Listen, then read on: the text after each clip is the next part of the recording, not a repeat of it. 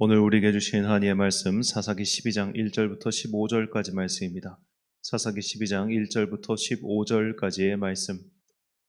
이제 봉독하겠습니다. 하나님의 말씀 경청하십시오. 에브라임 지파 사람이 싸울 준비를 하고 요단강을 건너 사본으로 와서 입다에게 말하였다. 너는 왜 암몬 자수를 치러 건너갈 때에 우리를 불러 같이 가지 않았느냐? 우리가 너와 내 집을 같이 불태워 버리겠다. 그러자 입다가 그들에게 말하였다. 나와 나의 백성이 암몬 자손과 힘겹게 싸울 때에 내가 너희를 불렀으나 너희는 나를 그들의 손에서 구하여 주려고 하지 않았다. 너희가 구하러 오지 않는 것을 보고 내가 목숨을 걸고 암몬 자손에게 쳐들어가니 주님께서는 그들을 나의 손에 넘겨 주셨다. 그런데 어찌하여 오늘 너희가 이렇게 올라와서 나를 대항하여 싸우려고 하느냐?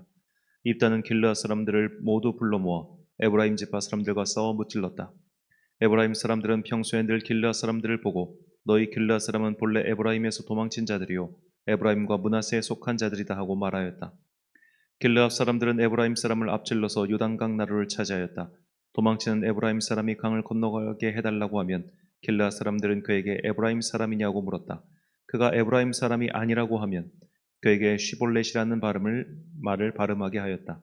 그러나 그가 그 말을 제대로 발음하지 못하고 시볼렛이라고 발음하면 길르앗 사람들이 그를 붙들어 요단강 나루트에서 죽였다. 이렇게 하여 그때에 죽은 에브라임 사람의 수는 4만 2천이나 되었다. 길르앗 사람 입다는 6해 동안 이스라엘의 사사로 있었다. 입다는 죽어서 길르앗에 있는 한 성읍에 묻혔다. 그 뒤에 베들레헴의 입산이 이스라엘의 사사가 되었다. 그에게는 아들 30명과 딸 30명이 있었는데 딸들은 다른 집안으로 출가시키고 며느리들도 다른 집안에서 30명을 데려왔다. 그는 7해 동안 이스라엘의 사사로 있었다. 입사는 죽어서 베들레헴에 묻혔다. 그 뒤에 스불론 사람 엘론이 이스라엘의 사사가 되었다. 그는 10년 동안 사사로 있으면서 이스라엘을 다스렸다. 스불론 사람 엘론은 죽어서 스불론 땅에 있는 야알룻에 묻혔다. 그 뒤에 비라돈 사람 힐렐의 아들 압돈이 이스라엘의 사사가 되었다. 그에게는 40명의 아들과 30명의 손자가 있었는데 그들은 나귀 70마리를 타고 다녔다. 그는 8해 동안 사사로 있으면서 이스라엘을 다스렸다. 비라돈 사람 힐렐의 아들 압돈은 죽어서 아말렉 사람의 산간 지방에 있는 에브라임의 땅 비라돈에 묻혔다. 아멘. 각자 도생 이러다 다 죽어란 제목으로 하나님의 말씀 선포하겠습니다. 어느 나라든 이 사회 지도층이 일단 나부터 살고 보자라는 식으로 행동하면 그가 다스리는 공동체는 급속도로 붕괴되죠. 대표적인 예를 들자면 임진왜란이 일어났을 때 선조가 한양을 버리고 의주까지 도망친 때가 있었습니다. 그때 왕을 쫓던 왜군들도 당황했고 백성들도 황당해했습니다. 일국의 왕이라고 하는 그런 사람이 하는 행동치고는 그야말로 치졸하기 짝이 없었기 때문이죠. 그래서 그때 임금이 살던 궁이 불탔는데 그게 왜군이 불태운 게 아니라 한양에 살던 백성들이 불태웠습니다. 이 임진왜란의 역사를 보면 그 함석헌 선생의 표현대로 하나님께서 이 나라를 불쌍히 여기셔서 이순신 장군을 예비해 두셨다. 그렇게 말할 수밖에 없을 정도로 당시 왕을 비롯한 사회 지도층의 한심함은 이루 말할 수가 없었습니다. 외란 때만 이런 게 아니죠. 조선 말기 지도층의 이전 투구와 각자 도생은 더할 나위가 없었습니다. 이런 나라에서 의병이 일어나고 독립운동가들이 일어났던 것은 그야말로 기적이며 은혜가 아닐 수 없지요. 사회 지도자들이 나부터 살겠다고 각자 도생의 길을 택하면 사회의 혼란은 그야말로 극심해집니다. 사사기는 이 변화의 과정, 이것을 적나라하게 보여주고 있습니다. 즉, 사회 지도층인 사사들이 자신이 먼저 살겠다고 각자 도생의 길을 택했을 때 그 백성 공동체가 어떻게 무너지는가를 보여주는 책이 사사기라 그렇게 볼 수 있겠죠. 사사들 중에서 이렇게 각자 도생, 나부터 잘 먹고 잘 살고 보자라는 길을 처음으로 보여준 사람이 바로 기드온입니다. 기드온은 자식이 무려 70명이었습니다. 다윗보다도 많았습니다. 여성 한 명이 70명을 출산했을 리는 없으니 적어도 7명 이상의 부인을 두었다고 보는 것이 타당하겠죠. 그 많은 부인과 자식들을 건사하기 위해 또 얼마나 많은 부가 필요했겠습니까? 우리는 이 사사기의 표현을 주목해야 됩니다. 사사기 8장 27절 말씀. 기드온이 그 금으로 에봇 하나를 만들어 자기 성읍 오브라에 두었더니 온 이스라엘이 그것을 음란하게 위함으로 그것이 기드온과 그의 집의 올무가 되니라. 자, 이스라엘이 그것을 음란하게 위했다라는 표현은 1차적으로 보자면 이 에봇으로 인해서 우상 숭배와 영적 타락이 시작되었다. 그것의 근원지가 되었다. 이렇게 볼 수도 있습니다. 하지만 2차적인 그 뒤에 함축되어 있는 의미가 더 중요하다고 저는 생각하는데, 이렇게 기드온부터 일단 우리 집, 우리 사람, 내 사람 이런 것을 추구하고 하니까 나머지 사람들도 그래, 쟤도 저렇게 사치하고 쟤도 저렇게 자기의 욕망을 위해 사는데 우리라고 뭘 다를 게 있겠어 라는 식으로 그렇게 온 나라의 영적인 타락이 시작되었다고도 볼 수 있습니다. 그래서 기드온 이후 그의 아들 아비멜렉이 자기만을 위하여 살다가 죽은 것은 어찌 보면 자연스러운 결과죠. 기드온 이후 등장한 사사들도 마찬가지였습니다. 그들은 자신을 위하여 살았고 각자 도생의 길을 택했습니다. 자, 기드온 그리고 이제 아비멜렉을 사사라고 볼 수 있다면 일단 아비멜렉 그리고 돌라, 야일, 입다, 입산, 엘론, 압돈. 자, 이 중에 흰색으로 표현한 돌라와 엘론은 다른 기록이 없기 때문에 일단 차치하고 나머지 사람들은 모두 사실 자기 자신을 위하여 살다가 간 그런 각자 도생의 길을 택한 사사들 이렇게 볼 수 있겠습니다. 우리가 어제부터 살펴보고 있는 입다 또한 마찬가지입니다. 입다는 자기가 하나님의 뜻을 받들어 사사가 된 게 아니라 자신의 컴플렉스, 그러니까 출신이 미천에서 쫓겨났다가 그럼 우리가 너를 길르앗의 지도자로 세워줄게 라고 하니까 그때 와가지고 적을 무찌른단 말이에요. 그리고 오늘 본문에 보니까 에브라임 지파가 와서 자기한테 시비를 거는데 그들을 완전히 박살을 내버립니다. 본문 6절 말씀. 그들에게 이르기를 십볼렛이라 발음하라 하여 에브라임 사람이 그렇게 바로 말하지 못하고 십볼렛이라 발음하면 길르앗 사람이 곧 그를 잡아서 요단강 나루턱에서 죽였더라. 그때 에브라임 사람의 죽은 자가 4만 2천 명이었더라. 자, 바로 이전 장에서 입다가 암몬 사람들을 무찔렀죠. 그런데 입다가 암몬 사람을 무찌른 숫자는 나오지 않습니다. 그냥 많은 성읍을 차지하였다. 이 정도만 기록되어 있죠. 그런데 에브라임 사람의 죽은 숫자는 정확하게 기록하고 있습니다. 과연 입다는 암몬 사람을 더 많이 무찔렀을까요? 에브라임 지파 사람을 더 많이 무찔렀을까요? 자, 그 정도로 지금 입다는 에브라임 지파 사람들을 철저하게 박살을 내고 있습니다. 물론 시비를 건 에브라임이 잘못을 했죠. 하지만 이 에브라임이 이 길르앗 사람들의 어떤 것을 심하게 건드렸기 때문에 길르앗 사람들 입장에서는 오라, 너 잘됐다. 이참에 한번 너 제대로 한번 맞아봐라. 라는 식으로 그들을 후드려 팬 겁니다. 자, 이것은 일종의 내전이 벌어진 것이라 볼 수 있겠죠. 내 기분, 내 성정, 이것을 먼저 따라가니까 이런 끔찍한 내전이 벌어져서 수만 명의 사람이 죽은 겁니다. 이것을 바꿔 말하면 입다는 이스라엘 지파 전체를 생각하지 않고 일단 자기 성질 푸는 것을 더 우선했다는 것을 알 수 있죠.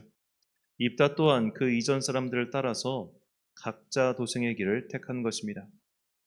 입다 이후의 사사들은 그런 각자 도생 노선이 더욱 뚜렷해졌습니다. 공동체를 위한다기보다는 나의 이익을 위해서 사사직을 수행한 것이죠. 입다 직전에 야일도 그랬고 입다 이후에 입산과 압돈도 그러했습니다. 이들에 대한 묘사를 차근차근 살펴보겠습니다. 먼저 10장 3절과 4절. 그 후에 길르앗 사람 야일이 일어나서 22년 동안 이스라엘의 사사가 되니라. 그에게 아들 30명이 있어 어린 낙이 30을 탔고 성읍 30을 가졌는데 그 성읍들은 길르앗 땅에 있고 오늘까지 하봇 야일이라 부르더라. 자, 길르앗 사람 야일 또 길르앗 사람 입다. 자, 그러니까 이 야일이 어떻게 보면 입다에게는 가장 가깝게 볼 수 있는 일종의 롤 모델이 될 수 있었겠죠. 그는 22년 동안 다스렸는데 아들 30명에게 어린 낙이 30개와 성읍 30개를 수여했다. 이렇게 볼 수 있습니다. 여기서 어린 낙이라고 하는 것은 그 당시에 일종의 승용차입니다. 이 말도 그렇지만 나귀 같은 그런 탈 수 있는 운송수단은 고대에 굉장히 비쌌습니다. 아무나 탈 수 있는 게 아니었죠. 오늘날로 치면 자동차를 30대를 뽑아가지고 아들한테 쫙 준 거예요. 그리고 성읍 30개. 또 오늘날로 치면 뭐 작은 빌딩 혹은 뭐 그런 부동산을 자녀들에게 다 30개 준 겁니다. 너희들 이걸로 먹고 살아. 자, 그가 22년 동안 사사 일을 하면서 결국에는 이런 자기 재산을 축적하고 부풀리는데 열심을 다했다. 이렇게 볼 수 있죠. 근데 그나마 이 사람은 22년 동안 이 짓을 한 겁니다. 그 다음 사람들은 더 가관입니다. 오늘 본문 8절과 9절 말씀. 그 뒤를 이어 베들레헴의 입산이 이스라엘의 사사가 되었더라. 그가 아들 30명과 딸 30명을 두었더니 그가 딸들을 밖으로 시집보냈고 아들들을 위하여는 밖에서 여자 30명을 데려왔더라. 그가 이스라엘의 사사가 된 지 7년이라. 자, 이 베들레헴 사람은 입사는 7년 동안 사사를 수행했는데 아들이 30명이었고 딸이 30명이었습니다. 자손이 60명입니다. 거의 기드온 수준이죠. 기드온은 40년을 했습니다. 그런데 이 사람은 7년 동안 이렇게 많은 부를 축적했고 바깥으로 시집을 보냈다고 하는 것은 자신의 세력을 더 넓히기 위해서 그렇게 어떻게 보면 혼인 동맹을 맺었다고 보는 게 타당하겠죠. 자, 7년 동안 정말 온전하게 나만을 위해서 열심히 산 사람이 바로 이 사람이었습니다. 그 뒤에 있었던 비라도 사람 힐렐도 똑같습니다. 자, 13절과 14절. 그 뒤를 이어 비라돈 사람 힐렐의 아들 압돈이 이스라엘 사사가 되었더라. 그에게 아들 40명과 손자 30명이 있어 어린 낙이 70마리를 탔더라. 압돈이 이스라엘 사사가 된 지 8년이라. 자, 이 사람 역시 8년 동안 아들뿐만 아니라 손자까지 어린 낙이 70마리를 마련했습니다. 손자에게까지 승용차를 줄 수 있을 만큼 그렇게 많은 부를 그가 착취했던 것이죠. 이런 사람들이 사사일을 똑바로 했겠습니까? 일단 나부터, 내 가족부터, 내 것부터 먼저 챙겨야겠다라고 더구나 그 짧은 시기 동안 이렇게 열심히 나만을 위해 살았던 사람들이 사사기 말기의 모습이죠. 사사기를 보면 이렇게 각자 도생이 점점 더 심화되는 과정을 보여주고 있습니다. 초창기에는 지파 이기주의가 있었습니다. 그러니까 지파별로 따로 싸우다 보니까 결국에는 가나안 족속들을 몰아내지 못했고 또 외부의 강한 적들에 대항하지도 못했죠. 이것이 나중에는 가족 이기주의가 됩니다. 이게 이제 가족 이기주의의 모습은 어찌 보면 이제 오늘 본문 나오던 사사들이 이런 가족 이기주의를 보였다면 이제 내일부터 살펴볼 삼손은 드디어 개인 이기주의의 모습을 보여줍니다. 삼손에 대해서는 참 할 말이 많지만 앞으로 이제 계속 우리가 살펴볼 테니까요. 다음 주에 또 자세히 살펴보고요. 자, 이렇게 욕심을 부리면서 내 지파, 내 가족, 이윽고 나만 잘 살면 돼라고 생각하며 행동했던 이들 사실 모두 망한 것이죠. 이처럼 공동체가 각자 도생의 길을 택하면 결국 그 공동체는 서서히 무너지고 만다는 것을 사사기는 우리에게 분명히 보여주고 있습니다. 자, 이 모습이 오늘 우리에게 주시는 하나님의 경고의 메시지입니다. 우리 지역만 잘 살면 돼. 우리 가족만 잘 살면 돼. 더 나아가 나만 잘 살면 돼. 라고 머릿속에 그것이 박힌 채 살아가면 과연 어떻게 되겠습니까? 왜 이 세계가 아직도 기후온난화의 문제를 해결하지 못하는 것일까요? 탄소 배출량을 줄여야 된다는 것을 모두가 알고 있음에도 불구하고 탄소 배출량을 통제하기 시작하면 그만큼 각 국가의 경제 개발이 더뎌지기 때문에 그걸 못하는 겁니다. 특히나 이제 제3세계나 이제 개발도상국 같은 경우는 야, 서구 유럽 사회, 니들이 지금까지 100년 동안 지멋대로 개발해가지고 지구 환경 여기까지 오염시켜 놔놓고 이제는 우리 보고 그거 하지 말라고? 그럴 거면 너희가 그 배당금을 우리에게 줘 라고 요구를 함에도 서구 유럽에서는 그런 거 듣지 않죠. 선진국에서는. 왜? 우리가 이미 다 누릴 거 누렸는데 너희만 안 그렇게 하면 되잖아. 여러분 사실 잘 보시면 이 코로나가 처음 터졌을 때 유럽에 뭐가 없었냐면 마스크 공장이 없었습니다. 마스크를 다 수입했어요. 이것이 무엇을 뜻하냐면 이 서구 유럽, 소위 선진국, 미국을 제외한 이 서구 유럽의 선진국들은 자국에서는 더러운 거 안 만든다는 거예요. 그렇게 뭐 매연나고 이런 공장, 우리는 아유 그런 거 싫어. 너희 저쪽 식민지 출신 국가들 그런 데다 공장 세워놓고 우리 수입할게. 이랬던 겁니다. 그러니까 인도에 세워놓고 중국에 세워놓고 그랬던 거예요. 오늘날 이제 세계 광물 자원을 중국이 많이 독점하고 있는데 그 이유가 뭐냐면 중국이 과거에 이 환경 그런 평가 규정을 극도로 낮춰놨기 때문에 이렇게 광물을 개발하면서 생기는 온갖 매연과 어떻게 보면 나쁜 것들을 사실 자국이 다 처리하고 있었던 겁니다. 그러다 보니까 이제 더 이상 중국과 같은 식으로 다른 나라들은 할 수가 없는 거예요. 호주가 그걸 하려고 하는데 이 환경 영향 그 평가 때문에 못하고 있지 않습니까? 자, 이런 식으로 모두가 자국의 이익을 우선해서 행동하니까 세계의 문제가 해결되지 않는 겁니다.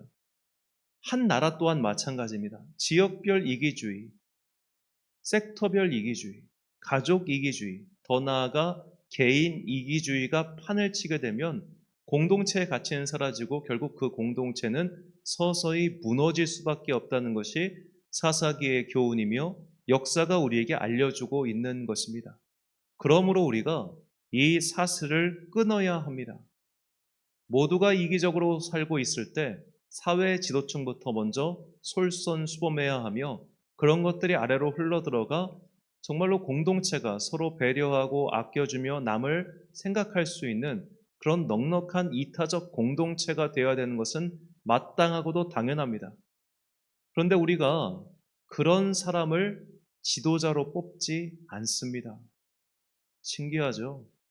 이타적인 사람, 희생적인 사람, 좋은 사람을 뽑아야 될 것 같은데 그런 사람을 뽑지 않아요. 왜냐?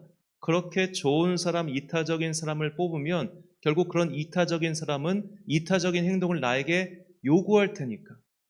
그러면 욕망을 추구하는 나의 이기심, 욕망을 따라 살고 싶어 하면 우리의 욕망이 통제당할 것 아닙니까? 그럼 그런 사람은 싫은 거예요. 우리가 뭐 사회 정치 공동체든 뭐 교회 공동체든 간에 똑같습니다. 나랑 같은 수준의 지도자를 모시고 있어요. 나랑 같은 수준의 지도자를 뽑습니다. 교회에서 담임 목사를 세울 때 특히 이제 뭐 저희 같은 장로교회는 교인들의 투표로 세우는데 자기와 비슷한 수준의 목사를 모십니다. 그러니까 더 나아지지가 않죠. 우리는 이 사사기의 망하는 과정을 반면교사로 삼아야 됩니다. 이 히브리의 지혜자는 이렇게 말합니다. 잠언 28장 25절과 27절 말씀. 욕심이 많은 자는 다툼을 일으키나 여호와를 의지하는 자는 풍족하게 되느니라. 가난한 자를 구제하는 자는 궁핍하지 아니하려니와 못본 채 하는 자에게는 저주가 크리라. 아멘. 사랑하는 천안 광성교회 성도 여러분, 그리고 이 새벽을 함께 깨우고 계신 귀한 주님의 자녀 여러분, 우리가 각자 도생의 길을 택하면 정말 이러다가 다 죽습니다. 이것은 지도자들에게만 해당하는 일이 아닙니다.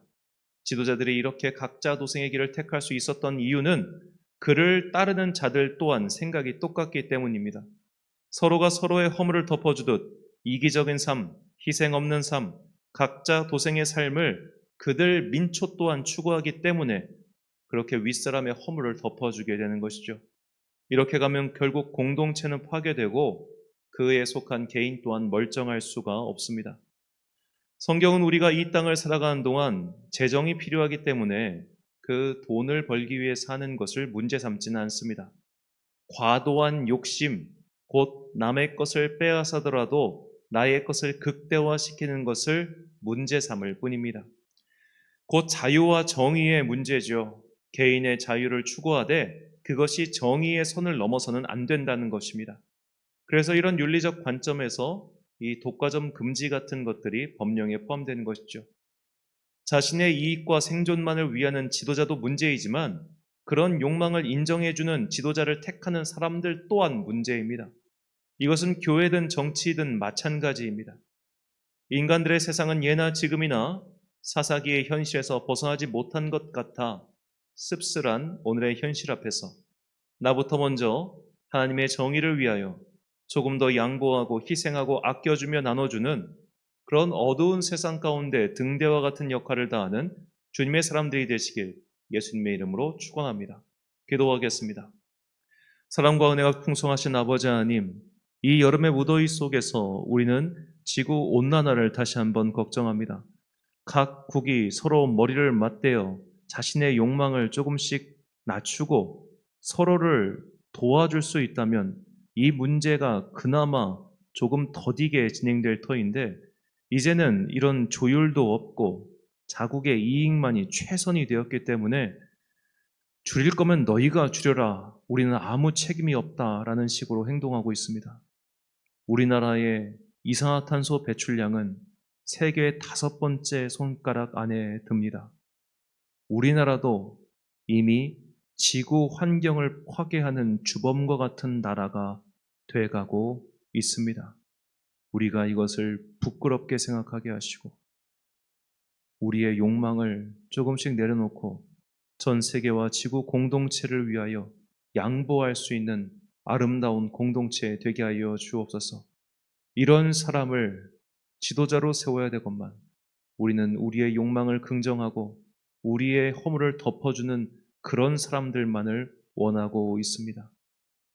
이것은 정치든 교회든 모두 마찬가지인 것 같다. 참으로 마음이 아프고 답답합니다.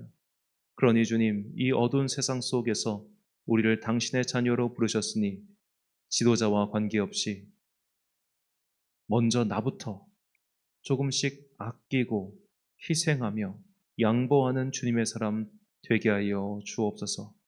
물자가 많다고 하여 마구마구 사용하는 그런 자가 아니라 내가 돈이 있으니까 일단 나부터 살고 보자 라는 식으로 지구의 자원을 함부로 낭비하는 그런 사람 아니라 내가 조금 참고 내가 조금 인내하며 그렇게 나를 위한 삶에서 조금씩 모두를 위한 삶을 살아갈 수 있는 그런 거룩한 주의 자녀 되게 하여 주옵소서.